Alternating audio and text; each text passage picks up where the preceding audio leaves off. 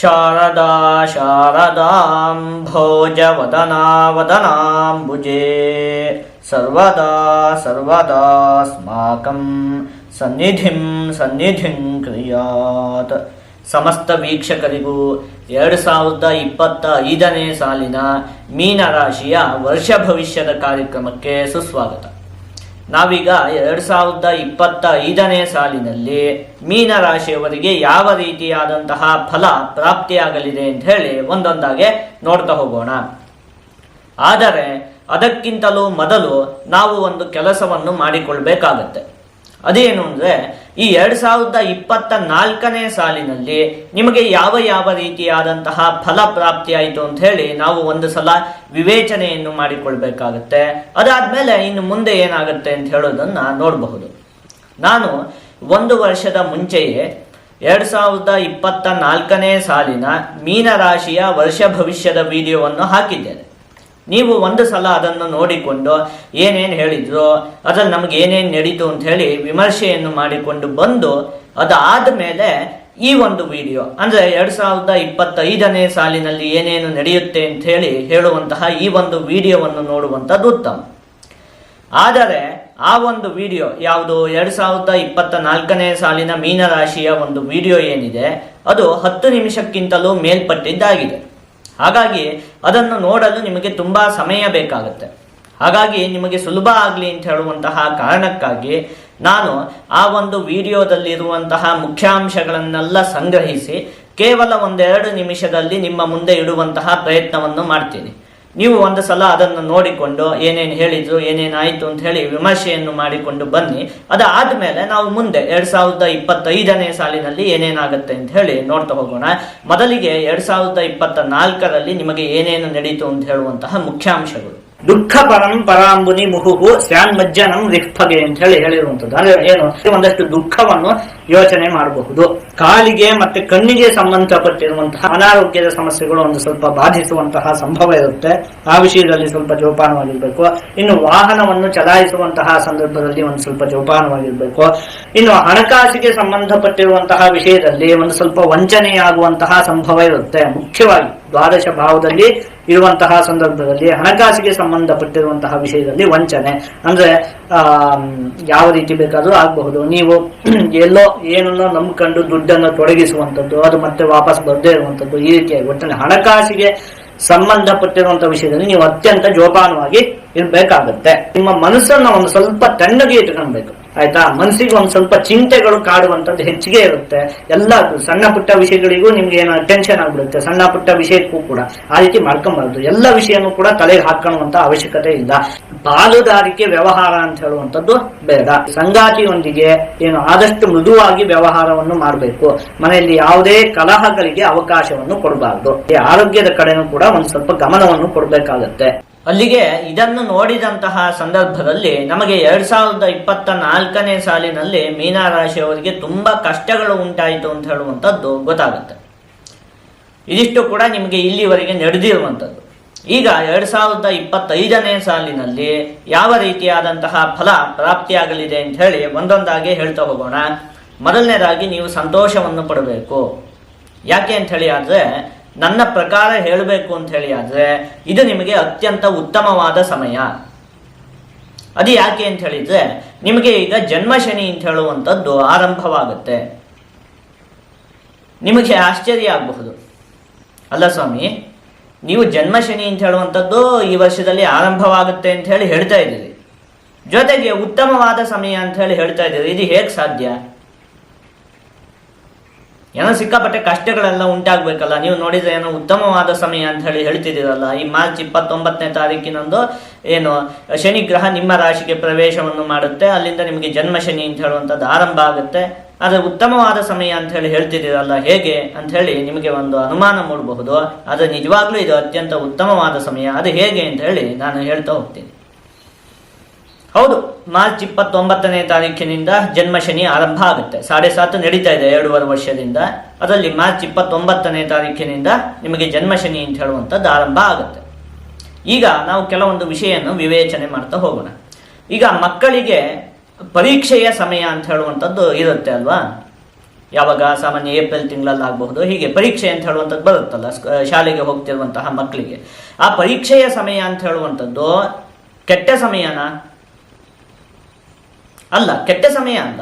ಯಾಕೆ ಅಂತ ಹೇಳಿ ಆದರೆ ಆ ವಿದ್ಯಾರ್ಥಿಯ ಒಂದು ಭವಿಷ್ಯವನ್ನು ರೂಪಿಸುವಂತಹ ಸಮಯ ಅದು ಅಲ್ವಾ. ಹಾಗಾಗಿ ಪರೀಕ್ಷೆ ಸಮಯನ ನಾವು ಕೆಟ್ಟ ಸಮಯ ಅಂತ ಹೇಳೋದಕ್ಕಾಗೋದಿಲ್ಲ. ಆದರೆ ಕಷ್ಟವಾದ ಸಮಯ. ಆ ವಿದ್ಯಾರ್ಥಿಗೆ ಅವಾಗೇನೋ ತುಂಬಾ ಒಂದು ಪರಿಶ್ರಮವನ್ನು ಪಡಬೇಕಾಗತ್ತೆ. ಹಾಗಾಗಿ ತುಂಬಾ ಕಷ್ಟ ಅಂತ ಹೇಳುವಂಥದ್ದು ಉಂಟಾಗುತ್ತೆ. ಕಷ್ಟ ಅಂತ ಹೇಳುವಂಥದ್ದು ಉಂಟಾಗುವುದಿಲ್ಲ ಅಂತ ಹೇಳ್ತಾ ಇಲ್ಲ. ಆದರೆ ಅದು ಕೆಟ್ಟ ಸಮಯ ಅಲ್ಲ. ಯಾಕೆ ಅಂತ ಹೇಳಿ ಅದು ತುಂಬಾ ಚೆನ್ನಾಗಿ ಓದ್ದ, ತುಂಬಾ ಚೆನ್ನಾಗಿ ಪರೀಕ್ಷೆ ಬರ್ದ ಅಂತ ಹೇಳಿ ಆದ ಪಕ್ಷದಲ್ಲಿ ಮುಂದೆ ಅವನ ಇಡೀ ಜೀವನವನ್ನೇ ಅದು ರೂಪಿಸುತ್ತೆ. ಅವನ ಇಡೀ ಜೀವನದಲ್ಲಿ ಅವನು ಸುಖವಾಗಿರಬಹುದು. ಹಾಗಾಗಿ ಅದು ಕೆಟ್ಟ ಸಮಯ ಅಲ್ಲ, ಕಷ್ಟವಾದ ಸಮಯ. ಹಾಗೆ ಈ ಜನ್ಮ ಶನಿ ಅಂತ ಹೇಳುವಂಥದ್ದು ಕೂಡ ಕೆಟ್ಟ ಸಮಯವಲ್ಲ, ಒಳ್ಳೆಯ ಸಮಯವೇ. ಆದರೆ ಕಷ್ಟವಾದ ಸಮಯ. ಕೆಲವೊಂದಷ್ಟು ಕಷ್ಟಗಳು ಉಂಟಾಗ್ತವೆ. ಕಷ್ಟಗಳು ಉಂಟಾದರೂ ಕೂಡ ಆ ಎಲ್ಲ ಕಷ್ಟಗಳು ಕೂಡ ನಿಮ್ಮ ಅಭಿವೃದ್ಧಿಗೆ ಉಂಟಾಗುವಂತಹ ಕಷ್ಟಗಳು. ನಾನು ಸರಳವಾಗಿ ಹೇಳ್ಬಿಟ್ನಲ್ಲ, ಒಂದು ರೀತಿ ಪರೀಕ್ಷೆಯ ಸಮಯ ಇದ್ದ ಹಾಗೆ ಅಂತ. ಪರೀಕ್ಷೆ ಬರೆಯುವುದಕ್ಕೆ ಆಗಲಿ ಓದುವುದಕ್ಕಾಗಲಿ ಕಷ್ಟ ಉಂಟಾಗುತ್ತೆ. ಅದು ಕೆಟ್ಟ ಸಮಯ ಅಲ್ಲ. ಮುಂದೆ ನಿಮ್ಮ ಅಭಿವೃದ್ಧಿಗೆ ಅದು ಹೇಗೋ ಹಾಗೆ ಈ ಜನ್ಮ ಶನಿ ಅಂತ ಹೇಳುವಂಥದ್ದು ಕೂಡ ಮುಂದೆ ನಿಮ್ಮ ಒಳ್ಳೆಯದಕ್ಕಾಗಿ ಈಗ ಒಂದಷ್ಟು ಕಷ್ಟ ಅಂತ ಹೇಳುವಂಥದ್ದು ಉಂಟಾಗುತ್ತೆ. ಅದು ಕೆಟ್ಟ ಸಮಯ ಅಲ್ಲ. ಇನ್ನೊಂದನ್ನ ನಾವು ತಿಳ್ಕೊಳ್ಬೇಕು, ಶನಿಗ್ರಹ ಯಾವತ್ತೂ ಕೂಡ ಶಿಕ್ಷಕ, ಶತ್ರು ಅಲ್ಲ. ಎರಡಕ್ಕೂ ತುಂಬಾ ವ್ಯತ್ಯಾಸ ಉಂಟು. ಏನು, ಶಿಕ್ಷಕರು ಮಕ್ಕಳಿಗೆ ಏನೋ ಒಂದೆರಡು ಮಾತನ್ನ ಬೈತಾರೆ. ಯಾವ ಕಾರಣಕ್ಕಾಗಿ ಬೈತಾರೆ? ಅಥವಾ ಏನೋ ಒಂದೆರಡು ಪೆಟ್ಟನ್ನು ಹೊಡಿಬಹುದು. ಯಾವ ಕಾರಣಕ್ಕಾಗಿ? ಮಕ್ಕಳು ತಿದ್ದಿಕೊಳ್ಳಲಿ ಅಂತ ಹೇಳುವಂತಹ ಕಾರಣಕ್ಕಾಗಿ. ಹಾಗೆ ನಿಮಗೆ ಈ ಒಂದು ಜನ್ಮ ಶನಿ ನಡೆಯುವಂತಹ ಸಂದರ್ಭದಲ್ಲಿ ನೀವೇನಾದ್ರೂ ತಪ್ಪನ್ನು ಮಾಡಿದ್ರೆ ತಕ್ಷಣ ನಿಮಗೆ ಶಿಕ್ಷೆ ಅಂತ ಹೇಳುವಂಥದ್ದು ಪ್ರಾಪ್ತಿ ಆಗುತ್ತೆ. ಶನಿಗ್ರಹ ಏನು ನಿಮ್ಮನ್ನ ಸಂಪೂರ್ಣವಾಗಿ ತಿದ್ದುತ್ತಾನೆ. ನಿಮ್ಮಲ್ಲಿರುವಂತಹ ದೋಷಗಳನ್ನೆಲ್ಲ ದೂರ ಮಾಡ್ತಾನೆ. ನಿಮ್ಮನ್ನ ಅತ್ಯಂತ ಪರಿಶುದ್ಧನಾಗಿ ಮಾಡುವಂತಹ ಒಂದು ಸಂದರ್ಭ ಇದು ಜನ್ಮ ಶನಿ ಅಂತ ಹೇಳುವಂಥದ್ದು. ನೀವೇನಾದ್ರೂ ತಪ್ಪು ಮಾಡಿದ್ರ ತಕ್ಷಣ ನಿಮಗೆ ಶಿಕ್ಷೆ ಅಂತ ಹೇಳುವಂಥದ್ದು ಪ್ರಾಪ್ತಿ ಆಗುತ್ತೆ. ನೀವು ಆದಷ್ಟು ಧಾರ್ಮಿಕರಾಗಿ ನಡೆದುಕೊಳ್ಬೇಕು. ಆ ರೀತಿಯಾಗಿ ನಿಮ್ಮನ್ನ ಶನಿಗ್ರಹ ತಿದ್ದುತ್ತಾನೆ. ಹಾಗಾಗಿ ಇದು ಅತ್ಯಂತ ಉತ್ತಮವಾದ ಸಮಯ. ಆಯ್ತಾ? ಅದೇ ನಾನು ಹೇಳಿದ್ದು, ಶನಿಗ್ರಹ ಹೇಗೆ ಅಂತ ಹೇಳಿ ಅದು ಶಿಕ್ಷಕ ಇದ್ದ ಹಾಗೆ, ಶತ್ರು ಅಲ್ಲ. ಶಿಕ್ಷಕನಿಗೂ ಶತ್ರುವಿಗೂ ಇರುವಂತಹ ವ್ಯತ್ಯಾಸ ಏನು ಅಂತ ಹೇಳಿ ಆದ್ರೆ, ಶಿಕ್ಷಕರು ಕೂಡ ನಮಗೆ ಒಂದೆರಡು ಪೆಟ್ಟನ್ನ ಹೊಡಿತಾರೆ, ಬೈತಾರೆ. ನಮ್ಮ ಶತ್ರುಗಳು ಕೂಡ ನಮಗೇನೋ ತೊಂದರೆ ಮಾಡ್ತಾರೆ, ಬೈತಾರೆ, ಹೊಡಿತಾರೆ. ಇಬ್ಬರು ಕೂಡ ಮಾಡುವಂಥದ್ದು ಒಂದೇ ಕೆಲಸನೇ. ಆದರೆ ಒಂದು ವ್ಯತ್ಯಾಸ ಇದೆ.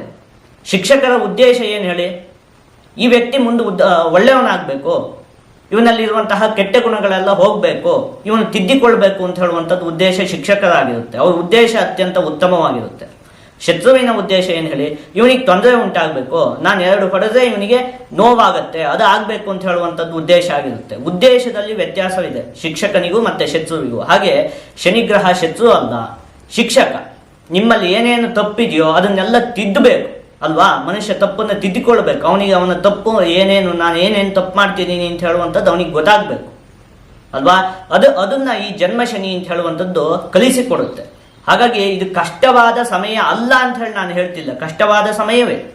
ಆದರೆ ಕೆಟ್ಟ ಸಮಯ ಅಲ್ಲ. ಮುಂದೆ ನಿಮಗೆ ಇದರಿಂದ ತುಂಬ ಒಂದು ಪ್ರಯೋಜನ ಅಂತ ಹೇಳುವಂಥದ್ದು ಉಂಟಾಗುತ್ತೆ. ಇದೇ 2.5 ವರ್ಷ ಬಿಟ್ಟು ನೀವು ಈ ಮಾತನ್ನು ನೆನಪು ಮಾಡಿಕೊಳ್ಳಿ. ಈ ಜನ್ಮಶನಿ ಮುಗಿದಂತಹ ಸಂದರ್ಭದಲ್ಲಿ ಅವಾಗ ನಿಮಗೆ ಗೊತ್ತಾಗುತ್ತೆ, ಹೋ ನಮ್ಗೆ ಎಷ್ಟೊಂದು ಜ್ಞಾನ ಅಂತ ಹೇಳುವಂಥದ್ದು ಪ್ರಾಪ್ತಿ ಆಯಿತು ಈ ಜನ್ಮಶನಿ ನಡೆಯುವಂತಹ ಸಂದರ್ಭದಲ್ಲಿ. ನಾವು ಇಷ್ಟು ದಿವಸ ಈ ಪ್ರಪಂಚವನ್ನೆಲ್ಲ ಏನೋ ಅಂತ ಹೇಳಿ ಅನ್ಕೊಂಡಿದ್ವಿ, ಆದರೆ ಅದು ಹಾಗಲ್ಲ. ಎಲ್ಲ ಒಂದು ಒಟ್ಟಿನಲ್ಲಿ ಸತ್ಯ ದರ್ಶನವಾಗುವಂತಹ ಸಮಯ ಅಂತ. ಯಾರ್ಯಾರು ನಮ್ಮವರು, ಯಾರ್ಯಾರು ನಮ್ಮವರಲ್ಲ, ಯಾವುದು ಸತ್ಯ ಯಾವುದು ಸುಳ್ಳು, ಎಲ್ಲ ಒಂದು ಸತ್ಯದ ಒಂದು ದರ್ಶನ ಅಂತ ಹೇಳುವಂಥದ್ದು ನಿಮಗೆ ಉಂಟಾಗುತ್ತೆ. ಶನಿಗ್ರಹ ಎಲ್ಲವುದನ್ನು ಕೂಡ ತೋರಿಸಿಕೊಡ್ತಾನೆ. ಒಂದು ಸ್ವಲ್ಪ ಮಟ್ಟಿಗೆ ಕಷ್ಟ ಉಂಟಾಗುತ್ತೆ, ಕಷ್ಟ ಉಂಟಾಗುವುದಿಲ್ಲ ಅಂತ ಹೇಳ್ತಿಲ್ಲ. ಆದರೆ ನೀವು ಇದನ್ನ ಕೆಟ್ಟ ಸಮಯ ಅಂತ ಹೇಳಿ ಅಂದುಕೊಳ್ಳುವುದು ಬೇಡ, ಒಳ್ಳೆಯ ಸಮಯವೇ, ಹೆದರಿಕೊಳ್ಳುವಂಥದ್ದು ಮೊದಲೇ ಬೇಡ. ಇನ್ನು ಮುಖ್ಯವಾಗಿ ಗ್ರಹಗಳಿಗೆ ನಮ್ಮ ಮೇಲೆ ಯಾವುದೇ ದ್ವೇಷ ಆಗಲಿ ಪ್ರೀತಿ ಆಗಲಿ ಇರುವುದಿಲ್ಲ. ಅಂದ್ರೆ ಈಗೇನು ಶನಿಗ್ರಹಕ್ಕೆ ಇವನ್ ಕಂಡ್ರೆ ನಂಗೆ ತುಂಬಾ ಇಷ್ಟಪ್ಪ, ಇವನಿಗೆ ಸಿಕ್ಕಾಪಟ್ಟೆ ಒಳ್ಳೇದು ಮಾಡಿಬಿಡ್ತೀನಿ, ಅಥವಾ ಇವನನ್ನ ಕಂಡ್ರೆ ನಂಗೊಂಚೂರು ದ್ವೇಷ, ಹಾಗಾಗಿ ಇವನಿಗೆ ಕೆಟ್ಟದ್ದು ಮಾಡೋಣ ಅಂತ ಹೇಳುವಂಥ ಭಾವನೆ ಯಾವ ಗ್ರಹಕ್ಕೂ ಕೂಡ ಇರುವುದಿಲ್ಲ. ಅವುಗಳು ಫಲವನ್ನು ಕೊಡ್ತಾವಲ್ಲ. ಹಾಗಾದ್ರೆ ಅದು ಹೇಗೆ ಅಂತ ಕೇಳಿದ್ರೆ ನಮ್ಮ ಕರ್ಮವನ್ನು ಆಧರಿಸಿ. ಶನಿಗ್ರಹ ಈಗ ಉತ್ತಮವಾಗಿ ಸ್ಥಿತವಾಗಿಲ್ಲ. ನಾವು ಈ ಹಿಂದೆ ಏನಾದರೂ ಒಂದಷ್ಟು ತಪ್ಪುಗಳನ್ನು ಮಾಡಿದ್ರೆ ಅದಕ್ಕೆಲ್ಲ ಈಗ ನಾವು ಶಿಕ್ಷೆಯನ್ನು ಅನುಭವಿಸಬೇಕಾಗುತ್ತೆ. ಹಾಗೆ ಯಾವುದಾದ್ರೂ ಒಂದು ಗ್ರಹ ಉತ್ತಮವಾಗಿ ಸ್ಥಿತವಾಗಿದೆ ಅಂತ ಹೇಳಿ ಆದ ಪಕ್ಷದಲ್ಲಿ ನಾವು ಈ ಹಿಂದೆ ಮಾಡಿರ್ತೀವಲ್ಲ ಒಳ್ಳೆ ಕರ್ಮ, ಅದಕ್ಕೆ ಅದು ಒಳ್ಳೆ ಫಲವನ್ನು ಕೊಡುತ್ತೆ. ಏನದು ಸ್ವತಃ ಕೊಡುವಂಥದ್ದಲ್ಲ, ನಾವು ಮಾಡಿರುವಂತಹ ಕರ್ಮದಿಂದ ನಮಗೆ ಫಲ ಪ್ರಾಪ್ತಿ ಆಗುತ್ತೆ. ಹಾಗಾಗಿ ಈಗ ಶನಿಗ್ರಹ ಉತ್ತಮವಾಗಿ ಸ್ಥಿತವಾಗದೇ ಇದ್ದರೂ ಕೂಡ ನೀವು ಈ ಹಿಂದೆ 4 ಜನಕ್ಕೆ ಏನಾದರೂ ಸಹಾಯ ಮಾಡಿದ್ರಿ, ಧಾರ್ಮಿಕವಾಗಿ ನಡೆದುಕೊಂಡಿದ್ರಿ, ಯಾರಿಗೂ ಕೂಡ ತೊಂದರೆ ಕೊಟ್ಟಿಲ್ಲ ಅಂತ ಹೇಳಿ ಆದ ಪಕ್ಷದಲ್ಲಿ ನೀವು ಹೆದರುವಂತಹ ಅವಶ್ಯಕತೆ ಇಲ್ಲ ಅಲ್ವಾ. ಯಾಕಂದ್ರೆ ನಿಮ್ಮ ಕರ್ಮಕ್ಕೆ ಫಲ ಪ್ರಾಪ್ತಿ ಆಗುವಂಥದ್ದು. ನೀವು ಅದೇ 4 ಜನಕ್ಕೆ ತೊಂದರೆ ಮಾಡಿದ್ದೀರಿ, ಏನೋ ಒಂದಷ್ಟು ಸಮಸ್ಯೆಗಳನ್ನು ಮಾಡಿದ್ದೀರಿ, ಅಧಾರ್ಮಿಕರಾಗಿ ನಡೆದುಕೊಂಡಿದ್ದೀರಿ ಅಂತ ಹೇಳಿ ಆದ ಪಕ್ಷದಲ್ಲಿ ಈ ಜನ್ಮ ಶನಿಯಲ್ಲಿ ನಿಜವಾಗ್ಲೂ ದೊಡ್ಡ ಮಟ್ಟದ ಸಮಸ್ಯೆ ಅಂತ ಹೇಳುವಂಥದ್ದು ಉಂಟಾಗುತ್ತೆ. ನೀವು ಹೆದರಿಕೊಳ್ಳುವಂತಹ ಅವಶ್ಯಕತೆ ಇದೆ.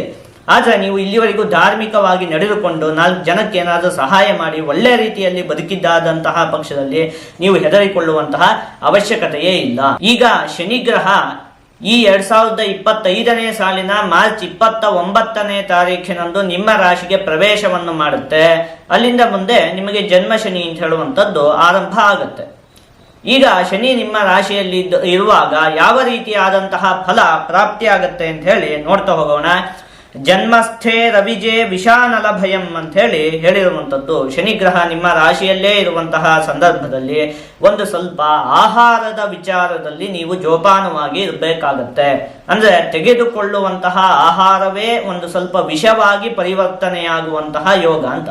ಅಂದ್ರೆ ಒಂದು ಸ್ವಲ್ಪ ಈ ಫುಡ್ ಪಾಯ್ಸನ್ ಆಗುವಂಥದ್ದು ಇಂಥದ್ದೆಲ್ಲ ಆಗುವುದಕ್ಕೆ ಅವಕಾಶ ಇರುತ್ತೆ. ಹಾಗಾಗಿ ಆಹಾರದ ವಿಚಾರದಲ್ಲಿ ನೀವು ಈ ವರ್ಷದಲ್ಲಿ ಅತ್ಯಂತ ಜೋಪಾನವಾಗಿರ್ಬೇಕಾಗುತ್ತೆ. ಇನ್ನೊಂದೇನು ಗೊತ್ತಾ, ಹೆದರಿಕೊಳ್ಳುವಂತಹ ಅವಶ್ಯಕತೆ ಇಲ್ಲ. ತಪ್ಪು ಮಾಡಿದ್ರೆ ಮಾತ್ರ ತಕ್ಷಣಕ್ಕೆ ಶಿಕ್ಷೆ ಅಂತ ಹೇಳುವಂಥದ್ದು ಪ್ರಾಪ್ತಿ ಆಗುತ್ತೆ. ಅಂದ್ರೆ ಏನೋ ಒಂದು ತಪ್ಪು ಮಾಡಿದ್ರೆ ಯಾವಾಗಲೂ ಶಿಕ್ಷೆ ಅಂತಲ್ಲ, ಏನಾದರೂ ತಪ್ಪು ಮಾಡಿದ್ರೆ ತಕ್ಷಣಕ್ಕೆ ನಿಮಗೆ ಶಿಕ್ಷೆ ಅಂತ ಹೇಳುವಂಥದ್ದು ಪ್ರಾಪ್ತಿ ಆಗುತ್ತೆ ಜನ್ಮಶನಿ ನಡೆಯುವಾಗ. ಹಾಗಾಗಿ ಯಾವುದೇ ರೀತಿಯಾದಂತಹ ತಪ್ಪನ್ನು ಮಾಡುವುದಕ್ಕೆ ಹೋಗಬಾರ್ದು. ಇನ್ನೊಂದು, ನಾವು ಈ ಹಿಂದೆಯೇ ಯೋಚನೆ ಮಾಡಿದಂತೆ ನೀವು ಈ ಜನ್ಮಶನಿಗೆ ಹೆದರಿಕೊಳ್ಳುವಂತಹ ಅವಶ್ಯಕತೆ ಇಲ್ಲ. ಶನಿ ನಿಮ್ಮನ್ನು ಅತ್ಯಂತ ಪರಿಶುದ್ಧರನ್ನಾಗಿ ಮಾಡ್ತಾನೆ. ಈಗ ಉದಾಹರಣೆಗೆ ಹೇಳಬೇಕು ಅಂತ ಹೇಳಿ ಆದ್ರೆ, ನೀವೀಗ ಬಟ್ಟೆಯನ್ನು ತೊಳೆಯುವುದನ್ನು ನೋಡಿರ್ತೀರಿ. ಬಟ್ಟೆಯನ್ನು ತೊಳೆಯುವಂತಹ ಸಂದರ್ಭದಲ್ಲಿ ಏನ್ ಮಾಡ್ತೀವಿ, ನಾವು ಮೊದಲು ಸೋಪ್ ಎಲ್ಲ ಹಚ್ಚುತ್ತೀವಿ. ಹಚ್ಚಿ ಆದ್ಮೇಲೆ ಆ ಬಟ್ಟೆಯನ್ನು ಚೆನ್ನಾಗಿ ಜಪ್ತೀವಿ ಅಲ್ವಾ. ಯಾಕೆ ಜಪ್ಪುವಂಥದ್ದು? ನಮ್ಮ ಬಟ್ಟೆ ಹರಿದೋಗ್ಲಿ ಅಂತ ಹೇಳೋದು ನಮ್ಮ ಉದ್ದೇಶ ಆಗಿರುತ್ತಾ? ಯಾರಾದ್ರೂ ನನ್ನ ಬಟ್ಟೆ ಹರಿದೋಗ್ಲಿ ಅಂತ ಹೇಳ್ಕೊಂಡು ಅದನ್ನು ಜಪ್ತಾರಾ? ಅಲ್ಲ, ಆ ಬಟ್ಟೆ ಪರಿಶುದ್ಧವಾಗ್ಲಿ ಅಂತ ಹೇಳುವಂತಹ ಕಾರಣಕ್ಕಾಗಿ ಅಲ್ವಾ. ಅದೇ ರೀತಿಯಾಗಿ ಶನಿಗ್ರಹದ ಉದ್ದೇಶ ಏನು ಅಂತ ಹೇಳಿ ಆದ್ರೆ, ಈ ವ್ಯಕ್ತಿಯಲ್ಲಿ ಎಲ್ಲ ವ್ಯಕ್ತಿಗಳಲ್ಲೂ ಏನಾದರೂ ಒಂದಷ್ಟು ತಪ್ಪಿದ್ದೇ ಇರುತ್ತಲ್ವಾ, ಅದನ್ನೆಲ್ಲ ತಿದ್ದಿಕೊಳ್ಳಲಿ, ಒಳ್ಳೆಯವನಾಗ್ಲಿ ಅಂತ ಹೇಳುವಂತಹ ಉದ್ದೇಶ. ಹಾಗಾಗಿ ಏನೋ ಒಂದಷ್ಟು ಸಣ್ಣ ಪುಟ್ಟ ಕಷ್ಟಗಳು ಈ ಜನ್ಮ ಶನಿಯಲ್ಲಿ ಉಂಟಾಗುತ್ತೆ. ಆದರೆ ಅದು ನಿಮ್ಮ ಒಳ್ಳೆಯದಕ್ಕಾಗಿಯೇ ಉಂಟಾಗುವಂತಹ ಕಷ್ಟಗಳು. ಈ ಹಿಂದೆಯೇ ಅದನ್ನೆಲ್ಲ ಯೋಚನೆ ಮಾಡೈತಲ್ಲ, ಹಾಗಾಗಿ ಅದಕ್ಕೇನು ಕೂಡ ಹೆದರಿಕೊಳ್ಳುವಂತಹ ಅವಶ್ಯಕತೆ ಇಲ್ಲ. ಇನ್ನು ಬೃಹಸ್ಪತಿ ಗ್ರಹ ಈ ಮೇ ತಿಂಗಳಲ್ಲಿ ನಿಮಗೆ ಚತುರ್ಥ ಭಾವಕ್ಕೆ ಪ್ರವೇಶವನ್ನು ಮಾಡುತ್ತೆ. ಅವಾಗ ಏನು ಹೇಳಿರುವಂಥದ್ದು, ಯಾಚನಂ ಬುದ್ಧಿ ಚಾಂಚಲ್ಯಂ ತೇಜೋಹಾನಿಂ ಧನವ್ಯಯಂ ದೇಶತ್ಯಾಗಂಚ ಕಲಹಂ ಚತುರ್ಥ ಸ್ಥಾನ ಗೋ ಗುರುಹು ಅಂತ ಹೇಳಿರುವಂಥದ್ದು. ಒಂದು ಸ್ವಲ್ಪ ಯಾಚನೆ ಮಾಡುವಂತಹ ಸಂದರ್ಭಗಳು, ಇನ್ನು ಬುದ್ಧಿ ಚಾಂಚಲ್ಯ, ವಿದ್ಯಾರ್ಥಿಗಳು ಓದಿನ ಕಡೆಗೆ ಅತಿ ಹೆಚ್ಚು ಗಮನವನ್ನು ಕೊಡಬೇಕಾಗುತ್ತೆ. ಅದಾದ್ಮೇಲೆ ತೇಜೋಹಾನಿ, ಒಂದಷ್ಟು ಜನರು ಒಂದು ಸ್ವಲ್ಪ ನಿಮ್ಮ ವರ್ಚಸ್ಸಿಗೆ ಧಕ್ಕೆಯನ್ನು ತರುವಂತಹ ಪ್ರಯತ್ನವನ್ನು ಮಾಡ್ತಾರೆ. ಅಂದ್ರೆ ನಿಮ್ಮ ಬಗ್ಗೆ ಅಪಪ್ರಚಾರವನ್ನು ಮಾಡುವಂಥದ್ದಾಗ್ಲಿ ಈ ರೀತಿಯಾಗಿ. ಅದಾದ್ಮೇಲೆ ಹಣಕಾಸಿನ ವ್ಯಯ ಉಂಟಾಗುವುದಕ್ಕೂ ಕೂಡ ಒಂದು ಸ್ವಲ್ಪ ಅವಕಾಶ ಇರುತ್ತೆ. ದೇಶತ್ಯಾಗ, ಅಂದ್ರೆ ಒಂದು ಪ್ರದೇಶವನ್ನು ಬಿಟ್ಟು ಇನ್ನೊಂದು ಪ್ರದೇಶಕ್ಕೆ ಹೋಗುವಂತಹ ಯೋಗಗಳೆಲ್ಲ ಈ ವರ್ಷದಲ್ಲಿ ನಿಮಗೆ ಇದೆ. ಕಲಹ, ಒಂದಷ್ಟು ಗಲಾಟೆಗಳೆಲ್ಲ ನಡೆಯುತ್ತೆ ಅಂತ ಹೇಳಿ ಯೋಚನೆಯನ್ನು ಮಾಡಬಹುದು. ಇಲ್ಲಿ ನೀವೊಂದು ವಿಷಯವನ್ನು ಗಮನಿಸಬೇಕು. ಈ ಬೃಹಸ್ಪತಿ ಗ್ರಹ ಚತುರ್ಥ ಭಾವದಲ್ಲಿ ಸ್ಥಿತವಾದವುಗಳು ಕೂಡ ಏನು ಉತ್ತಮವಾದ ಫಲ ಇಲ್ಲ. ಹಾಗೆ ಹೋದ ವರ್ಷ ಅದು ತೃತೀಯ ಭಾವದಲ್ಲಿ ಸ್ಥಿತವಾಗಿತ್ತು, ಆಗ್ಲೂ ಕೂಡ ನಿಮಗೆ ಅದರಿಂದ ಉತ್ತಮವಾದ ಫಲವೇನು ಕೂಡ ಪ್ರಾಪ್ತಿ ಆಗ್ತಾ ಇರಲಿಲ್ಲ. ಹಾಗಾಗಿ ಇಲ್ಲೇನು ಕೂಡ ವ್ಯತ್ಯಾಸ ಇಲ್ಲ. ಹೋದ ವರ್ಷದಲ್ಲೂ ಈ ಬೃಹಸ್ಪತಿ ಗ್ರಹದಿಂದ ಉತ್ತಮವಾದ ಫಲ ಅಂತ ಹೇಳುವಂಥದ್ದು ಪ್ರಾಪ್ತಿ ಆಗ್ತಿರಲಿಲ್ಲ. ಆದರೆ ಈ ವರ್ಷದಲ್ಲಿಯೂ ಕೂಡ ಪ್ರಾಪ್ತಿ ಆಗುವುದಿಲ್ಲ. ಚತುರ್ಥ ಭಾವದಲ್ಲಿಯೂ ಕೂಡ ಬೃಹಸ್ಪತಿ ಗ್ರಹಕ್ಕೆ ಉತ್ತಮವಾದ ಫಲವನ್ನೇನು ಕೂಡ ಹೇಳಿಲ್ಲ. ಆದರೂ ಕೂಡ ನೀವು ಒಂದು ವಿಷಯಕ್ಕೆ ಸಂತೋಷ ಪಡಬೇಕು. ಈ ತೃತೀಯ ಭಾವದಲ್ಲಿ ಬೃಹಸ್ಪತಿ ಗ್ರಹ ಇರುವಾಗ ಕಷ್ಟಗಳು ಉಂಟಾಗುತ್ತೆ, ಅವುಗಳು ಕೇವಲ ಕಷ್ಟಗಳು. ಆದರೆ ಚತುರ್ಥ ಭಾವದಲ್ಲಿ ಬೃಹಸ್ಪತಿ ಗ್ರಹ ಇರುವಾಗ ಉಂಟಾಗುವಂತಹ ಕಷ್ಟಗಳು ಅಭಿವೃದ್ಧಿಗಾಗಿ ಉಂಟಾಗುವಂತಹ ಕಷ್ಟಗಳು, ಒಳ್ಳೆಯ ಕಷ್ಟಗಳು. ಏನು ಅಂತ ಹೇಳಿ ನಿಮಗೆ ಗೊತ್ತಾಗ್ಲಿಲ್ಲ ಅಲ್ವಾ? ನಾನು ಅದನ್ನ ಇನ್ನು ಸರಳವಾಗಿ ಹೇಳ್ತೀನಿ. ಈಗ 2 ರೀತಿ ಕಷ್ಟ ಇರುತ್ತೆ. ಒಂದು ಕಷ್ಟ ಅಂತ ಹೇಳಿ, ಇನ್ನೊಂದು ಒಳ್ಳೆಯ ಕಷ್ಟ ಅಂತ ಹೇಳಿ. ನಗು ಬರ್ಬೋದು, ಏನು ಕಷ್ಟ ಅಂತ ಹೇಳಿ ಹೇಳ್ತಿದ್ದೀರಿ, ಅದರಲ್ಲಿ ಒಳ್ಳೆ ಕಷ್ಟ ಅಂತ ಹೇಳಿದ್ರೆ ಏನು ಅಂತ ಎಲ್ಲದನ್ನು ನೋಡ್ತಾ ಹೋಗೋಣ. ಕಷ್ಟ ಅಂತ ಹೇಳಿದ್ರೆ ಈಗ ನಮಗೆ ಏನೋ ಒಂದು 100 ರೂಪಾಯಿ ಕಳೆದು ಹೋಯ್ತು ಅಷ್ಟೇ, ಅದರಿಂದ ಏನಾದರೂ ಪ್ರಯೋಜನ ಆಯ್ತಾ? ಇಲ್ಲ, ಅದು ಕಷ್ಟ. ಒಳ್ಳೆಯ ಕಷ್ಟ ಅಂತ ಹೇಳಿದ್ರೆ ಈಗ ಈ ಹಿಂದೆ ಯೋಚನೆ ಮಾಡಿದ್ವಲ್ಲ, ಒಬ್ಬ ವಿದ್ಯಾರ್ಥಿ ಪರೀಕ್ಷೆಗಾಗಿ ಓದ್ತಾ ಇದ್ದಾನೆ, ಅವಾಗಲೂ ಕೂಡ ಕಷ್ಟ ಉಂಟಾಗುತ್ತೆ. ಆದರೆ ಅದರಿಂದ ಆ ಕಷ್ಟದಿಂದ ಮುಂದೆ ಫಲ ಅಂತ ಹೇಳುವಂಥದ್ದಿದೆ, ಒಳ್ಳೆ ಫಲ ಅಂತ ಹೇಳುವಂಥದ್ದಿದೆ. ಹಾಗೆ ಈ ವರ್ಷದಲ್ಲಿ ಏನು ಬೃಹಸ್ಪತಿ ಗ್ರಹದಿಂದ ನಿಮಗೆ ಕಷ್ಟ ಉಂಟಾಗುತ್ತೋ ಇದು ಒಳ್ಳೆಯ ಕಷ್ಟ ಅಂತ. ಮುಂದಿನ ವರ್ಷ ಇದೇ ಬೃಹಸ್ಪತಿ ಗ್ರಹ ಪಂಚಮ ಭಾವಕ್ಕೆ ಹೋಗುತ್ತೆ, ಅವಾಗ ನಿಮಗೆ ಈ ಬೃಹಸ್ಪತಿ ಗ್ರಹದಿಂದ ಅನೇಕ ವಿಧವಾಗಿ ಲಾಭ ಅಂತ ಹೇಳುವಂಥದ್ದು ಉಂಟಾಗುತ್ತೆ. ಲಾಭ ಏನು ಒಂದೇ ದಿವಸದಲ್ಲಿ ಉಂಟಾಗುತ್ತಾ? ಈ ಕಷ್ಟಪಟ್ಟಿರ್ತೀರಲ್ಲ ಅದಕ್ಕೆಲ್ಲ ಪ್ರತಿಫಲ ಅಂತ ಹೇಳುವಂಥದ್ದು ಪ್ರಾಪ್ತಿ ಆಗುತ್ತೆ. ಹಾಗಾಗಿ ಹೋದ ವರ್ಷನೂ ಈ ಬೃಹಸ್ಪತಿ ಗ್ರಹ ಅತ್ಯಂತ ಉತ್ತಮವಾಗಿರಲಿಲ್ಲ, ಹಾಗೆ ಈ ವರ್ಷವೂ ಕೂಡ ಉತ್ತಮವಾಗಿಲ್ಲ. ಹೇಳಿದಂತಹ ವಿಚಾರದಲ್ಲಿ ಒಂದು ಸ್ವಲ್ಪ ನೀವು ಜಾಗೃತೆಯಾಗಿರ್ಬೇಕಾಗುತ್ತೆ. ಆದರೂ ಕೂಡ ಇದು ಒಳ್ಳೆಯ ಕಷ್ಟವಾಗಿರೋದ್ರಿಂದಾಗಿ ನೀವು ಯೋಚನೆ ಮಾಡುವಂತಹ ಅವಶ್ಯಕತೆ ಇಲ್ಲ. ಹಾಗಾದ್ರೆ ಸ್ವಾಮಿ ನಮ್ಗೆ ಯಾವ ಗ್ರಹದ ಅನುಗ್ರಹವೂ ಇಲ್ವಾ? ಒಂದೇ ಒಂದು ಗ್ರಹದಿಂದಲೂ ನೀವು ಉತ್ತಮವಾದ ಫಲವನ್ನೇ ಹೇಳ್ತಿಲ್ಲಲ್ಲ, ಏನ್ ಕತೆ ಅಂತ ಹೇಳಿ ಕೇಳಿದ್ರೆ ಒಂದು ಗ್ರಹ ಇದೆ, ಅದರಿಂದ ಈ ವರ್ಷದಲ್ಲಿ ನಿಮಗೆ ಅತ್ಯಂತ ಉತ್ತಮವಾದ ಫಲ ಅಂತ ಹೇಳುವಂಥದ್ದು ಪ್ರಾಪ್ತಿಯಾಗುತ್ತೆ. ಯಾವುದದು? ಕೇತು ಗ್ರಹ. ಈ ಮೇ ತಿಂಗಳಲ್ಲಿ ಅದು ನಿಮಗೆ ಷಷ್ಠ ಭಾವಕ್ಕೆ ಪ್ರವೇಶವನ್ನು ಮಾಡುತ್ತೆ. ಅಲ್ಲಿಂದ ಮುಂದೆ ಈ ಕೇತು ಗ್ರಹದಿಂದ ನಿಮಗೆ ಅತ್ಯಂತ ಉತ್ತಮವಾದ ಫಲ ಅಂತ ಹೇಳುವಂಥದ್ದು ಪ್ರಾಪ್ತಿಯಾಗುತ್ತೆ. ಹೋದ ವರ್ಷ ಎಲ್ಲಿತ್ತು ಹೇಳಿ? ನಿಮಗೆ ಸಪ್ತಮ ಭಾವದಲ್ಲಿ ಇತ್ತು. ಹಾಗಾಗಿ ಏನಾಗ್ತಿತ್ತು, ಈ ದಂಪತಿಗಳ ಮಧ್ಯೆ ಒಂದಷ್ಟು ಗಲಾಟೆಗಳು ಉಂಟಾಗುವಂಥದ್ದು, ಸಂಸಾರದಲ್ಲಿ ಒಂದಷ್ಟು ಸಮಸ್ಯೆಗಳು ಉಂಟಾಗುವಂಥದ್ದು, ಇಂಥದ್ದೆಲ್ಲ ನಡೀತಾ ಇತ್ತು. ಈ ವರ್ಷದಲ್ಲಿ ಅದು ಷಷ್ಠ ಭಾವಕ್ಕೆ ಬರೋದ್ರಿಂದಾಗಿ ಅದೆಲ್ಲ ಕಮ್ಮಿ ಆಗುತ್ತೆ. ಮತ್ತೆ ಶತ್ರುಗಳಿಂದ ಉಂಟಾಗುತ್ತಿದ್ದಂತಹ ಒಂದಷ್ಟು ಸಮಸ್ಯೆಗಳು ಕೂಡ ನಿಮಗೆ ಕಮ್ಮಿ ಆಗುತ್ತೆ. ಶತ್ರುಗಳು ಏನಾದರೂ ತೊಂದರೆಯನ್ನು ಕೊಡ್ತಾ ಇದ್ರೆ, ಆ ರೀತಿಯಾದಂತಹ ಸಮಸ್ಯೆಗಳು ಇದ್ದಂತಹ ಪಕ್ಷದಲ್ಲಿ ಅದೆಲ್ಲ ಕೂಡ ಈ ವರ್ಷದಲ್ಲಿ ನಿಮಗೆ ಬಗೆಹರಿಯುತ್ತೆ. ಮತ್ತು ಮುಖ್ಯವಾಗಿ ಏನು ಗೊತ್ತಾ, ನಿಮ್ಮಲ್ಲಿ ಒಂದು ಧೈರ್ಯದ ಅಭಿವೃದ್ಧಿ ಅಂತ ಹೇಳುವಂಥದ್ದು ಉಂಟಾಗುತ್ತೆ, ಆತ್ಮವಿಶ್ವಾಸದ ಅಭಿವೃದ್ಧಿ ಅಂತ ಹೇಳುವಂಥದ್ದು ಉಂಟಾಗುತ್ತೆ. ಇದು ಮುಖ್ಯವಾಗಿ ಮನುಷ್ಯನಿಗೆ ಬೇಕಾಗಿರುವಂಥದ್ದು. ಎದುರುಗಡೆ ಎಷ್ಟು ಬೇಕಾದರೂ ಕಷ್ಟ ಇರಲಿ, ಕಷ್ಟದ ಬೆಟ್ಟ ಬೇಕಾದರೂ ಇರಲಿ, ಆಯ್ತಾ, ನಾನು ಇದನ್ನು ದಾಟುತ್ತೀನಿ, ನನ್ನಲ್ಲಿ ಅಷ್ಟೊಂದು ಶಕ್ತಿ ಇದೆ ಅಂತ ಹೇಳಿ ಆ ವ್ಯಕ್ತಿ ಮೇಲೆ ನಂಬಿಕೆ ಇದೆ ಅಂತ ಹೇಳಿ ಆದ ಪಕ್ಷದಲ್ಲಿ ಯಾವುದು ಕೂಡ ಕಷ್ಟ ಆಗುವುದಿಲ್ಲ. ಅದೇ ಏನೋ ಒಂದೆರಡು ಕಷ್ಟನೇ ಇರಲಿ, ಆದರೆ ಆ ವ್ಯಕ್ತಿಗೆ ನಂಗೆ ಒಳ್ಳೇದಾಗೋದಕ್ಕೆ ಸಾಧ್ಯವೇ ಇಲ್ಲ, ನನ್ನ ಕೈಯಿಂದ ಏನು ಕೂಡ ಸಾಧ್ಯ ಇಲ್ಲ, ಈ ರೀತಿ ಯೋಚನೆಯನ್ನು ಮಾಡುವಂತಹ ವ್ಯಕ್ತಿಗೆ ಒಂದೆರಡು ಕಷ್ಟವನ್ನು ಕೂಡ ಸಹಿಸಿಕೊಳ್ಳುವುದಕ್ಕಾಗೋದಿಲ್ಲ. ಆದರೆ ಯಾವ ವ್ಯಕ್ತಿಯಲ್ಲಿ ಧೈರ್ಯ ಇರುತ್ತೋ, ಯಾವ ವ್ಯಕ್ತಿಯಲ್ಲಿ ಆತ್ಮವಿಶ್ವಾಸ ಅಂತ ಹೇಳುವಂಥದ್ದು ಅತ್ಯಂತ ಬಲಿಷ್ಠವಾಗಿರುತ್ತೋ ಅಂತಹ ವ್ಯಕ್ತಿ ಬೇಕಾದರೆ ಕಷ್ಟದ ಪರ್ವತವೇ ಎದುರುಗಡೆ ಇದ್ರೂ ಕೂಡ ನಾನು ದಾಟ್ತೀನಿ, ನನ್ನ ಕೈಯಿಂದ ಸಾಧ್ಯ ಇದೆ ಅಂತ ಹೇಳುವಂತಹ ಭಾವನೆ ಉಳ್ಳಂತಹ ವ್ಯಕ್ತಿಗೆ ಯಾವುದು ಕೂಡ ಕಷ್ಟ ಆಗುವುದಿಲ್ಲ. ಮುಖ್ಯವಾಗಿ ಈ ವರ್ಷದಲ್ಲಿ ನಿಮಗೆ ಆ ರೀತಿಯಾದಂತಹ ಆತ್ಮವಿಶ್ವಾಸದ ಧೈರ್ಯದ ಅಭಿವೃದ್ಧಿ ಎನ್ನುವಂಥದ್ದು ಉಂಟಾಗುತ್ತೆ. ಇದಿಷ್ಟು ಕೂಡ ಕೇತುಗ್ರಹದಿಂದ ನಿಮಗೆ ಈ ವರ್ಷದಲ್ಲಿ ಅತ್ಯಂತ ಉತ್ತಮವಾದ ಫಲವೇ ಇದೆ. ಇನ್ನು ರಾಹುಗ್ರಹ ನಿಮಗೆ ದ್ವಾದಶ ಭಾವದಲ್ಲಿ ಸ್ಥಿತವಾಗಿರುವಂಥದ್ದು, ಹಾಗಾಗಿ ಒಂದು ಸ್ವಲ್ಪ ಹೊಟ್ಟೆಗೆ ಸಂಬಂಧಪಟ್ಟಿರುವಂತಹ, ಮತ್ತೆ ಕಾಲಿಗೆ ಸಂಬಂಧಪಟ್ಟಿರುವಂತಹ, ಮತ್ತೆ ನರಗಳಿಗೆ ಸಂಬಂಧಪಟ್ಟಿರುವಂತಹ ಆರೋಗ್ಯದ ವಿಚಾರದಲ್ಲಿ ಜೋಪಾನವಾಗಿರ್ಬೇಕಾಗತ್ತೆ. ಇದಿಷ್ಟು ಕೂಡ ಈ ವರ್ಷದಲ್ಲಿ ನಿಮಗೆ ಪ್ರಾಪ್ತಿಯಾಗುವಂತಹ ಫಲಗಳು. ಈಗ ಯಾವ ವಿಚಾರದಲ್ಲಿ ಒಂದು ಸ್ವಲ್ಪ ನೀವು ಜೋಪಾನವಾಗಿರ್ಬೇಕಾಗತ್ತೆ ಅಂತ ಹೇಳಿ ನೋಡ್ತಾ ಹೋಗೋಣ. ಮೊದಲನೇದಾಗಿ ಬೃಹಸ್ಪತಿ ಗ್ರಹ ಚತುರ್ಥ ಭಾವದಲ್ಲಿ ಸ್ಥಿತವಾಗಿರೋದ್ರಿಂದಾಗಿ ಆದಷ್ಟು ನೀವು ಜೂಜಿನಿಂದ ದೂರ ಇರಬೇಕು. ಜೂಜು ಆಟವನ್ನು ಆಡುವಂಥದ್ದು ಏನೋ ಅದೃಷ್ಟಕ್ಕೆ ಸಂಬಂಧಪಟ್ಟಿರುವಂಥದ್ದು, ಅಂದ್ರೆ ಏನ್ ಹೇಳಿ, ನಾಳೆ ಬೆಳಿಗ್ಗೆ ಆಗೋದ್ರೊಳಗಡೆ ನಾನು ಶ್ರೀಮಂತ ಆಗ್ಬಿಡ್ತೀನಿ ಅಂಥೇಳಿ ಏನನ್ನಾದ್ರೂ ಮಾಡುವುದಕ್ಕೆ ಹೋದ್ರೆ, ಅಂದರೆ ಅಡ್ಡದಾರಿಯನ್ನು ಹಿಡಿಯುವುದಕ್ಕೆ ಹೋದ್ರೆ ಅದರಿಂದ ತುಂಬ ಸಮಸ್ಯೆ ಅಂತ ಹೇಳುವಂಥದ್ದು ಉಂಟಾಗುತ್ತೆ. ಪರಿಶ್ರಮ ಪಟ್ಟು ಕೆಲಸವನ್ನು ಮಾಡಿ ಸಂಪಾದಿಸಿ ತೊಂದರೆ ಇಲ್ಲ, ಏನೋ ಅದೃಷ್ಟವನ್ನು ನಂಬಿಕೊಂಡು ಈ ರೀತಿ ಜೂಜಾಡುವಂಥದ್ದು ಇಂಥದ್ದಕ್ಕೆಲ್ಲ ಕೈ ಹಾಕಿದ್ರೆ ಮಾತ್ರ ತುಂಬ ಕಷ್ಟ ಅಂತ ಹೇಳುವಂಥದ್ದು ಉಂಟಾಗುತ್ತೆ. ಇದು ಒಂದು ಬೃಹಸ್ಪತಿ ಗ್ರಹ ಚತುರ್ಥ ಭಾವದಲ್ಲಿ ಇರೋದ್ರಿಂದಾಗಿ. ಇನ್ನೊಂದು ಶನಿ ಗ್ರಹವು ಕೂಡ ನಿಮ್ಮ ರಾಶಿಯಲ್ಲೇ ಸ್ಥಿತವಾಗಿದೆಯಲ್ಲ, ಮುಂಚೆನೇ ಯೋಚನೆ ಮಾಡಿದ್ದೀನಲ್ಲ, ಯಾವುದೇ ತಪ್ಪನ್ನು ಮಾಡುವುದಕ್ಕೆ ಹೋಗಬಾರ್ದು, ತಪ್ಪು ಮಾಡಿದರೆ ತಕ್ಷಣಕ್ಕೆ ಶಿಕ್ಷೆ ಉಂಟಾಗುತ್ತೆ. ಇನ್ನು ವಾಹನಕ್ಕೆ ಸಂಬಂಧಪಟ್ಟಿರುವಂತಹ ವಿಚಾರದಲ್ಲಿಯೂ ಕೂಡ ನೀವು ಒಂದು ಸ್ವಲ್ಪ ಜೋಪಾನವಾಗಿರಬೇಕು. ವಾಹನವನ್ನು ಚಲಾಯಿಸುವಂತಹ ಸಂದರ್ಭದಲ್ಲಿ ಮುಖ್ಯವಾಗಿ ಶನಿಗ್ರಹ ನಿಮ್ಮ ರಾಶಿಯಲ್ಲೇ ಸ್ಥಿತವಾಗಿರುವುದರಿಂದಾಗಿ ಆಲಸ್ಯವನ್ನು ನೀವು ತ್ಯಜಿಸಬೇಕು. ಏನಾಗುತ್ತೆ ಹೇಳಿ, ಸುಮ್ಮನೆ ನಿದ್ದೆ ಬರುವಂಥದ್ದು, ಅಂದರೆ ಎಲ್ಲ ಕುತ್ಕೊಂಡಿರ್ತೀರಿ, ಕುತ್ಕೊಂಡಲ್ಲೇ ನಿದ್ದೆ ಬಂದ್ಬಿಡುವಂಥದ್ದು, ಅಥವಾ ಬೆಳಿಗ್ಗೆ ಎಲ್ಲ ತಿಂಡಿ ಎಲ್ಲ ತಿಂದು ಹಿಂಗೆ ಕುತ್ಕೊಂಡಲ್ಲೇ ನಿದ್ದೆ ಬಂದ್ಬಿಡುವಂಥದ್ದು. ಶನಿಗ್ರಹ ರಾಶಿಯಲ್ಲಿ ಸ್ಥಿತವಾಗಿದೆಯಲ್ಲ, ಹಾಗಾಗಿ ಒಂದನೇದಾಗಿ ಆಲಸ್ಯ ಉಂಟಾಗುತ್ತೆ. ಯಾವುದೇ ಕೆಲಸನಾದ್ರೂ ಮುಂದಾಕೋಣ ಅಂತ ಹೇಳಿ ಅನ್ಸುತ್ತೆ, ಆ ರೀತಿ ಮಾಡುವುದಕ್ಕೆ ಹೋಗಬಾರ್ದು ಒಂದನೇದಾಗಿ. ಎರಡನೇದಾಗಿ ಅದೇ ಹೇಳಿದ್ದು, ಅಲ್ಲೇ ಕೂತಲ್ಲೇ ನಿದ್ದೆ ಬರುವಂಥದ್ದು ಇಂಥದ್ದೆಲ್ಲ ಆಗುವುದಕ್ಕೆ ಅವಕಾಶ ಇರುತ್ತೆ. ಹಾಗಾಗಿ ಆದಷ್ಟು ನೀವು ನಿಮ್ಮನ್ನ ಒಂದಷ್ಟು ಚಟುವಟಿಕೆಗಳಲ್ಲಿ ತೊಡಗಿಸಿಕೊಳ್ಬೇಕು. ಸುಮ್ಮನೆ ಕುತ್ಕೊಳ್ಳೋದಕ್ಕೆ ಸಮಯ ಸಿಗಬಾರ್ದು. ಆ ರೀತಿ ನಿಮ್ಮನ್ನು ನೀವು ಯಾವಾಗಲೂ ಕೂಡ ಬ್ಯುಸಿಯಾಗಿ ಇಟ್ಕೊಬೇಕು, ಆಯ್ತಾ? ಆವಾಗ ಯಾವುದೇ ಸಮಸ್ಯೆ ಅಂತ ಹೇಳುವಂಥದ್ದು ಉಂಟಾಗುವುದಿಲ್ಲ. ಇನ್ನು ರಾಹು ಗ್ರಹ ದ್ವಾದಶ ಭಾವದಲ್ಲಿ ಸ್ಥಿರವಾಗಿದೆಯಲ್ಲ, ಹಾಗಾಗಿ ದುಂದು ವೆಚ್ಚವನ್ನು ಮಾಡಬಾರ್ದು. ಸುಮ್ಮನೆ ಅವಶ್ಯಕತೆ ಇಲ್ಲದೆ ಇರುವಲ್ಲೆಲ್ಲ ಹಣವನ್ನು ಖರ್ಚು ಮಾಡುವಂಥದ್ದು ಅಂಥದ್ದನ್ನು ಮಾಡುವುದಕ್ಕೆ ಹೋಗಬಾರ್ದು, ಆಯ್ತಾ? ಇದಿಷ್ಟು ವಿಚಾರಗಳನ್ನೆಲ್ಲ ನೀವು ಒಂದು ಸ್ವಲ್ಪ ಜೋಪಾನವಾಗಿ ಇರಬೇಕಾಗುತ್ತೆ.